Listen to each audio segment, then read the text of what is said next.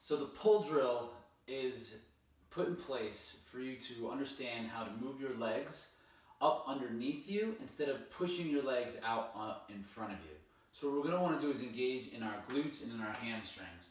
So you're going to find a wall, get as close to that wall as you can, and you're simply going to act like you have a string that's attached from the top of your head through your heel, and you're going to lift straight up and pull your foot underneath your butt.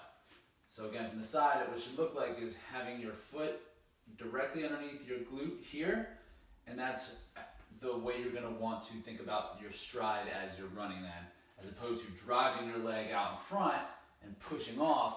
We're going to worry about pulling our foot underneath and moving forward. So finding the wall, just getting close and just doing one leg at a time, pulling that leg up. So again, that foot, heel, right underneath your butt, engaging in your hamstring and in your glute. Pulling it up, slowly bringing it down, pulling it up, and then slowly bringing it back down.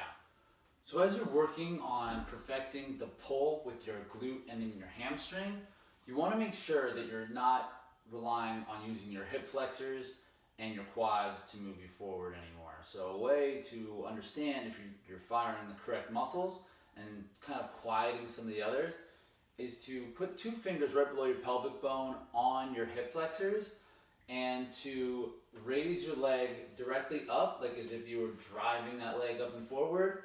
Do it on each side, and then in contrast, see how it feels when you use the pull. So if you're pulling that heel directly underneath you, you'll feel a lot less movement going on right in that hip flexor area. So as you're doing that pull against the wall, feel the difference in how your hip flexor feels when you're lifting that knee as opposed to pulling it with your hamstrings.